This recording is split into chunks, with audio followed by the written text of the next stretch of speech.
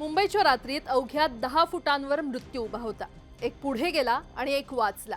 मानखुर्दमध्ये घडलेल्या क्रेन अपघातातला हा थरारक क्षण, जिथे एकाचा मृत्यू झाला आणि दुसऱ्यानं मृत्यूला जवळून पाहिलं। मुंबईच्या रात्रीत नेहमीप्रमाणे गाड्यांचा आवाज, दिव्यांची चकाकी आणि धावपळीचा वेग होता।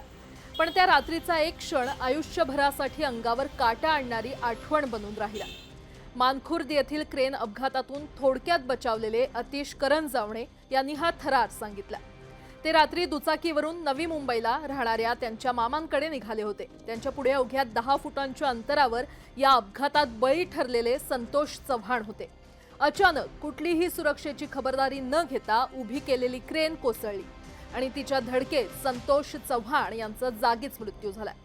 चव्हाण यांच्या मागे माझाच नंबर होता, मी फक्त 10 फुटांवर होतो, जणू मृत्यूला स्पर्श करून परतलो असं करंजावणे म्हणाले।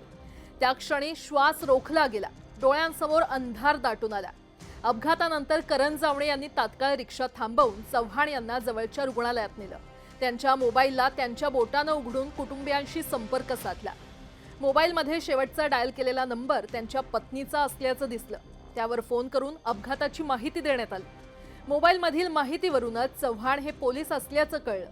हा विकासाचा बळी आहे। विकासाच्या नावाखाली कुणाचा ना कुणाचा जीव जातोय। रस्त्यावर चालणंही आता सुरक्षित राहिलेलं नाहीये, अशी खंत करंजावणे यांनी व्यक्त केली आहे। या घटनेनंतर संबंधितांवर कठोर कारवाई करत अशा अपघातांना आळा घालण्यासाठी सुरक्षेची विशेष खबरदारी घेणं गरजेचं असल्याची मागणी त्यांनी केली आहे।